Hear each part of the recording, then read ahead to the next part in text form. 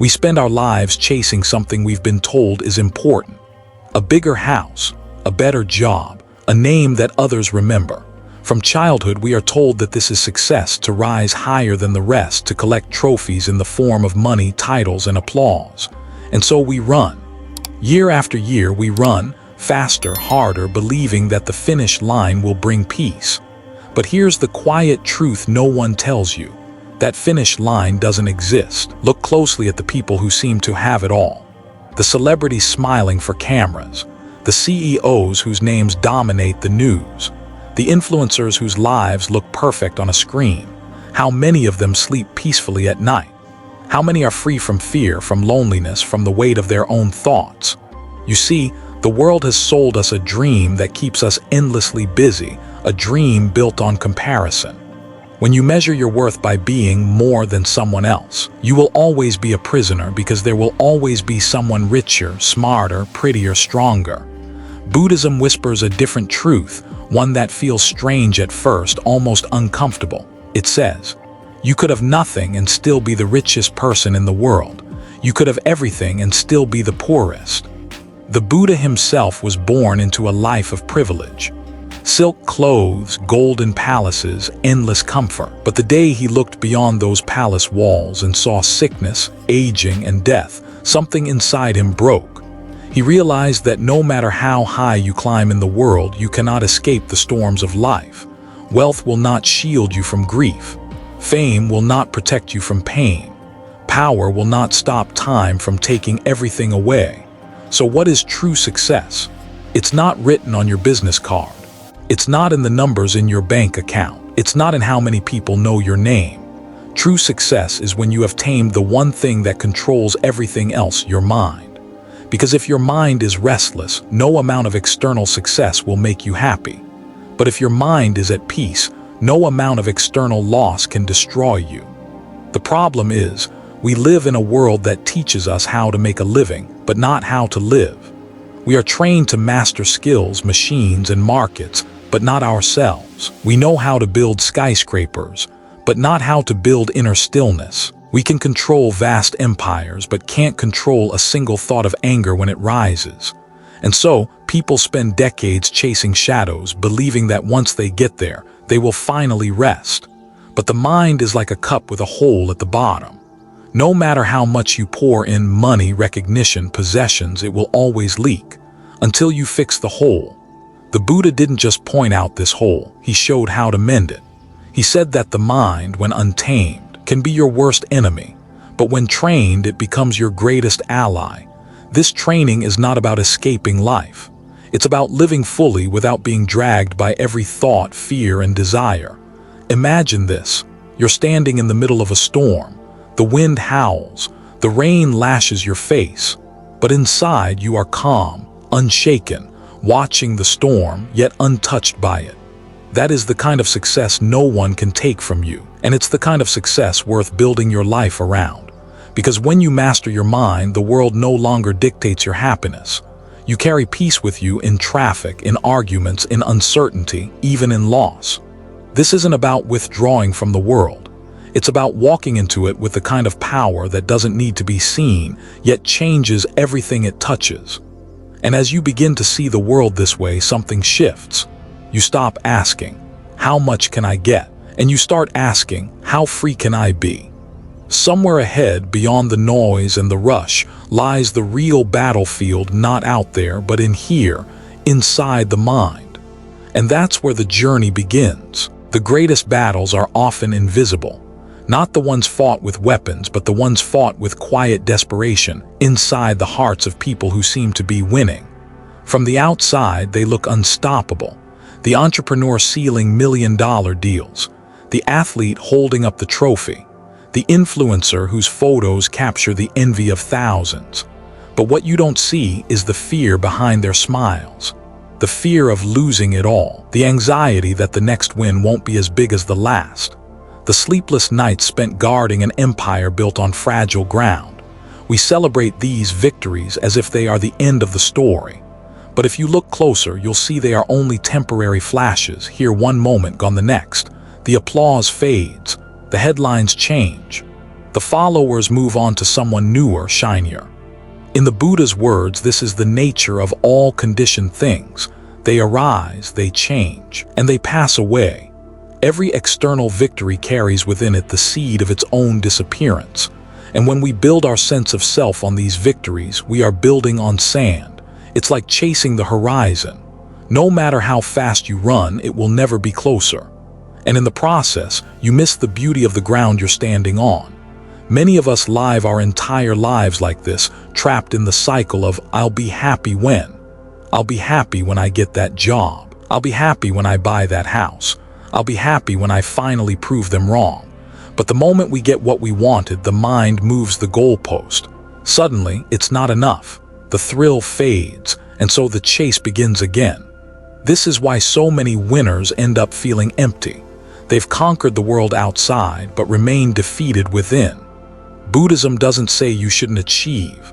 It doesn't tell you to throw away ambition or stop dreaming. It simply asks, are you the master of your ambition or its slave? Because ambition can be a powerful tool when guided by a steady mind, but it becomes a trap when driven by insecurity and craving. The Buddha often compared the mind to water. When it's still, it reflects reality clearly. But when it's agitated, it distorts everything you see. External victories are like stones thrown into this water. They create ripples, sometimes waves. If your peace depends on the water being perfectly still, you will live in constant frustration. There's a deeper kind of victory, one the world rarely applauds. It's the quiet win of not reacting in anger when provoked. The silent triumph of staying kind in the face of cruelty. The personal conquest of choosing contentment over comparison. These victories don't make headlines, but they make you free. And unlike the trophies of the external world, they cannot be stolen, broken, or taken away by time. When you start to see through the illusion of external victories, a strange thing happens. The chase slows down. You stop running in circles, trying to catch what cannot be held. Instead, you start turning inward, toward the only place real victory is possible. There is a war going on inside you. No gunfire, no smoke, no banners waving in the wind. But it is the most important war you will ever fight, and the enemy is not out there. It's in here, inside your own mind. Think about it. Your life is shaped less by the events that happen to you, and more by how you interpret them. The same rain can ruin one person's day and save another's crops. The same silence can feel like peace to one person and rejection to another. The world outside is not what determines your happiness or misery, your mind does. And yet, most of us spend our lives trying to control the uncontrollable. We try to bend circumstances to our will. We try to make people act the way we want. We try to avoid every storm, every challenge, every loss.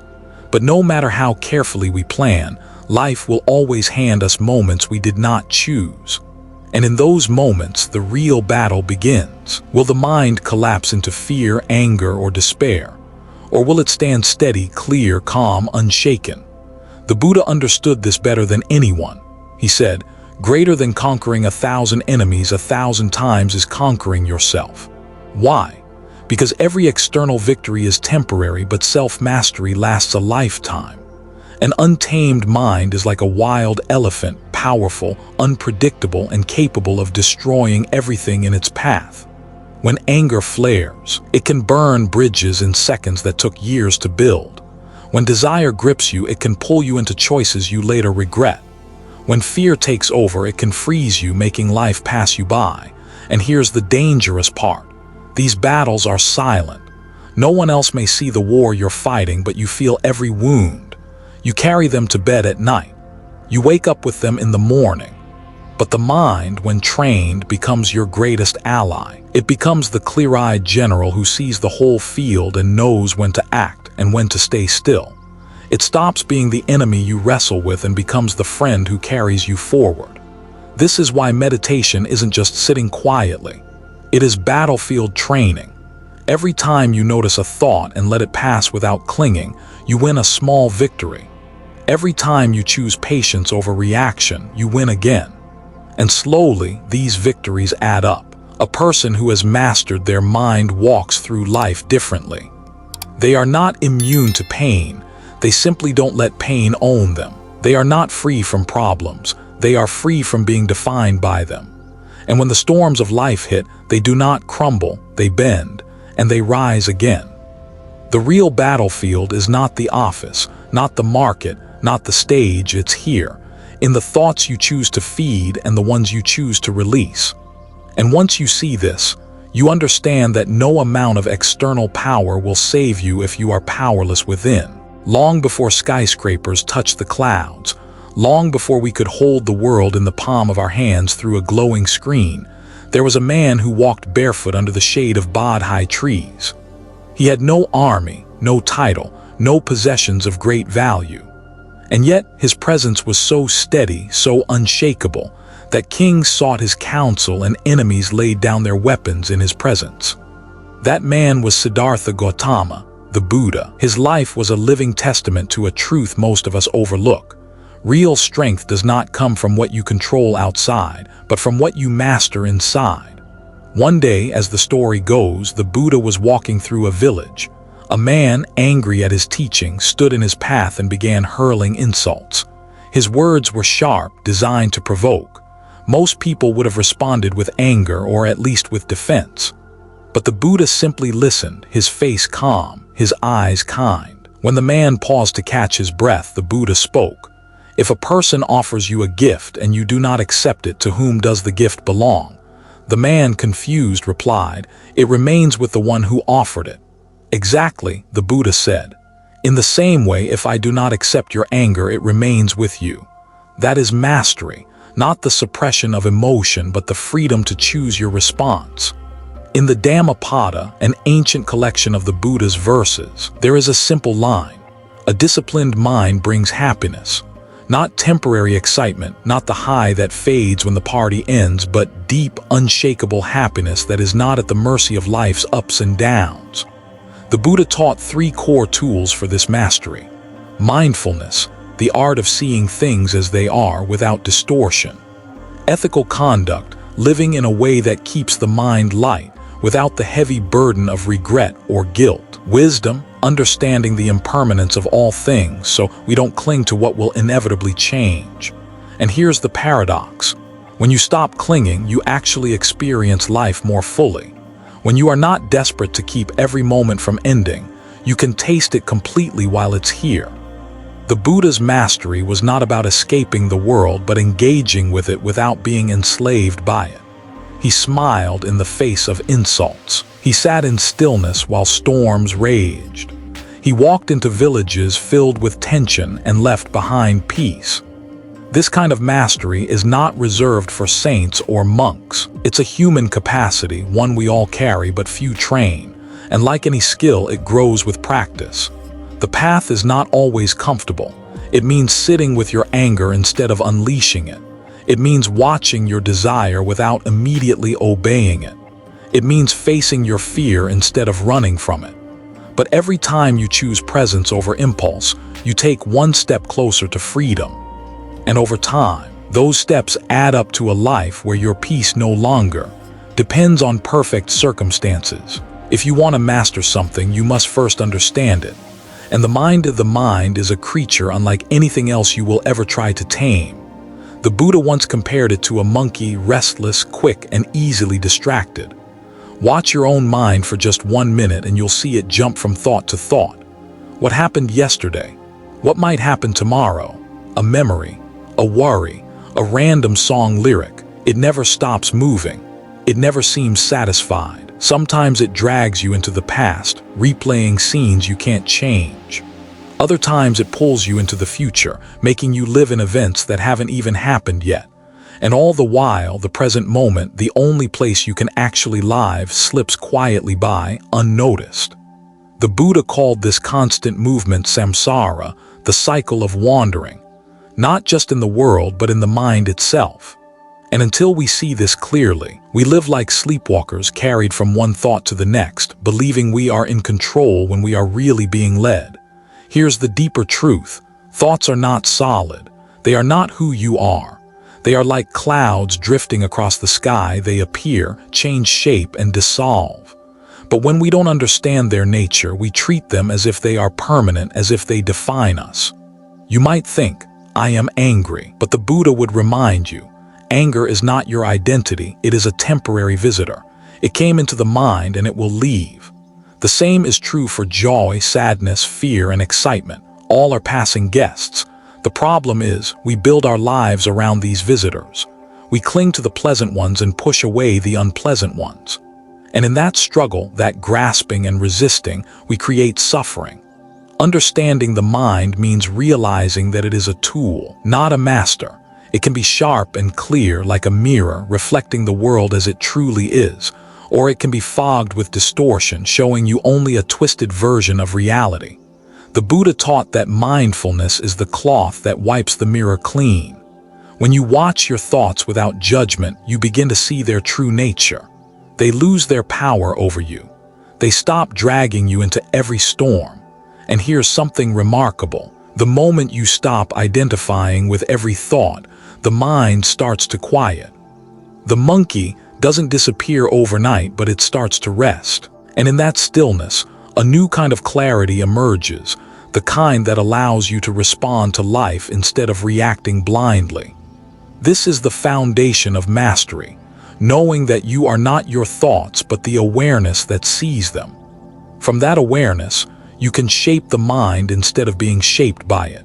Mastery of the mind isn't achieved in a single moment of enlightenment.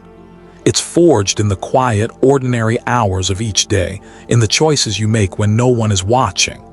You don't tame a wild horse by riding it once. You train it by showing up every day, patiently guiding it until trust replaces fear. The mind is no different. The Buddha's own training wasn't born in the grand halls of debate, but in the forests, under trees, in silence. He practiced in moments when nothing dramatic was happening, because that's where real strength is built. The first step is mindfulness, not a mystical trance, not an escape from life, but the simple act of paying attention. When you eat, notice the taste, the texture, the smell. When you walk, feel your feet touching the ground. When you speak, hear your own words as if for the first time. These small acts of presence are like drops of water filling a jar.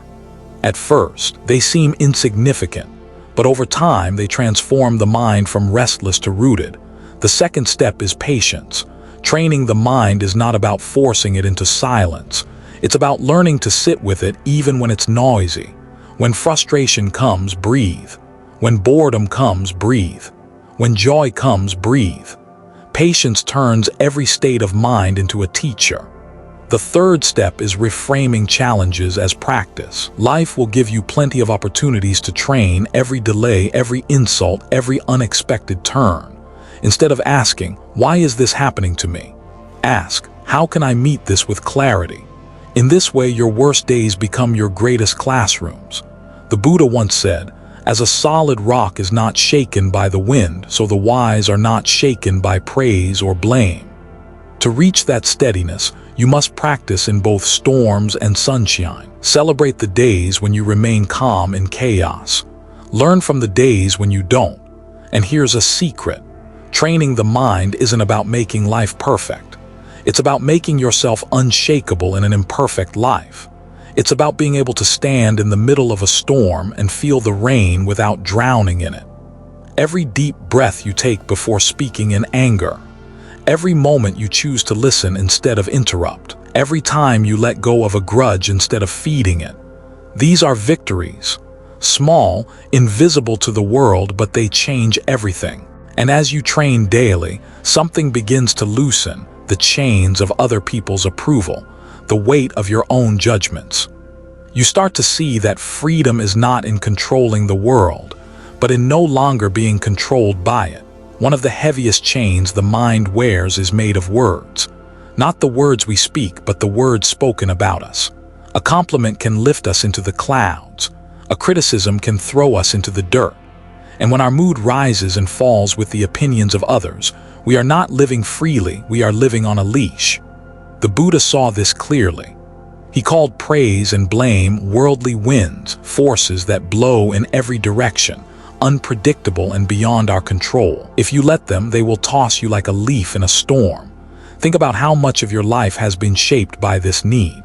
The times you stayed silent when you should have spoken because you feared judgment. The times you overextended yourself, not out of kindness, but because you wanted to be liked. The moments you replayed someone's criticism over and over in your head as if their words were carved into stone. Here's the truth. Praise feels good until it disappears. Blame feels bad until it fades. Neither is permanent. Both are just sounds passing through the air. The Buddha taught that freedom comes when you see praise and blame for what they are, not reflections of your true worth, but reflections of the mind of the one speaking. A person may call you wise today and foolish tomorrow, not because you have changed, but because their perspective has shifted. He once told a story about a man who insulted him repeatedly. The Buddha listened, then asked, "If someone gives you a gift and you do not accept it, to whom does it belong?" The man answered, "To the one who offered it." And the Buddha said, "Then I do not accept your anger and it remains with you." Imagine living like that, not hardened, not indifferent, but free, able to receive a compliment without becoming addicted to it, able to hear criticism without being crushed by it. This doesn't mean ignoring feedback. It means weighing it with clarity. Is it true? Is it helpful? If yes, learn from it. If no, let it go. When you break the chains of praise and blame, you stop performing for the crowd and start living for the truth. Your actions come from integrity, not from the hunger for applause. And in that space, you discover a peace that no one else's opinion can touch. And when the hunger for approval fades, so does the fear of failure, leaving you free to act, to strive, to succeed, without being owned by the outcome. When the grip of praise and blame loosens, something unexpected happens. You begin to taste freedom, and freedom changes the way you see success. Most people chase success with clenched fists. They grip their dreams so tightly that their knuckles turn white, as if letting go for even a moment would mean losing everything. But here's the paradox. The tighter you hold, the heavier it becomes. The Buddha never said success was wrong. He said attachment to success is the trap. Because when you are attached, success isn't just a goal, it becomes your identity. If you win, you are someone. If you fail, you are no one. And so your entire sense of self rises and falls with results you can't always control. Imagine a farmer planting seeds. He tends to the soil, waters the earth, protects it from pests. But the rain may come late. The winds may be harsh.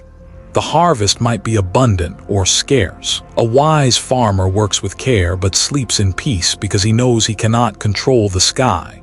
That is success without attachment. You give your best effort, but you are not owned by the outcome. You set your goals, but you are not defined by them. When you act without attachment, something remarkable happens. Your work becomes lighter. Creativity flows more freely because fear is no longer choking it. You take risks you wouldn't dare take before, not out of recklessness, but out of trust in the process. The Buddha described this as right effort, working with full energy, guided by wisdom, yet rooted in equanimity. This is not the cold detachment of someone who doesn't care. It is the warm, steady heart of someone who cares deeply, but is not broken when things don't go their way. Think about the people you admire most. Chances are, they achieved greatness not by clinging to it, but by focusing on what they could give. They chased excellence, not applause. And when success came, they received it with humility and kept walking forward. There comes a point in this journey where success, failure, praise, and blame no longer decide the weather inside you. This is the realm of the unshakable mind. An unshakable mind is not born overnight. It is not a gift you stumble upon by accident. It is built layer by layer through countless moments of awareness, discipline, and letting go. Think of a great mountain. Storms may rage around it. Lightning may split the skies. Seasons may paint it in snow, rain, and sun. Yet the mountain stands steady, unmoved. This is what the Buddha called equanimity, a mind rooted so deeply in wisdom that no external wind can uproot it. People often misunderstand this as emotional numbness. They imagine someone cold, detached, and unreachable. But the truth is the opposite. The unshakable mind feels everything: joy, sorrow, love, loss, yet does not drown in the waves. It holds the heart open without letting it be torn apart by the tides of life. How do we reach this place? Not by resisting life, but by seeing through it, by understanding that all things are impermanent, every victory, every wound, every moment of sweetness or pain. When you see that change is the only constant, you stop clinging to the highs and fearing the lows. The Buddha once said, "Just as a solid rock is not shaken by the wind, so the wise are not shaken by praise or blame." To live this way is to be free, free from the pull of greed, free from the chains of fear, free from the endless need for life to match your expectations. And here's the beauty: when your mind becomes unshakable, your presence becomes a refuge for others. In a world full of noise and panic, you are the still lake that reflects the truth clearly. People will come to you, not because you have all the answers, but because your peace reminds them that peace is possible. All along, the world told you victory was something you could hold in your hands. A trophy, a title, a bank balance, a name others whisper with respect. But the Buddha's path reveals something far greater, a victory that no one can see, yet changes everything you see. The true victory is mastery of the mind. Not domination over others, not conquering distant lands, but conquering the restless storms within. It is the quiet triumph of not being enslaved by fear, not being blinded by desire, not being swayed by every passing wind. This victory doesn't come with applause. It doesn't make headlines. It's found in the silent moments when anger rises and you choose compassion instead. When loss visits your life and you meet it with grace.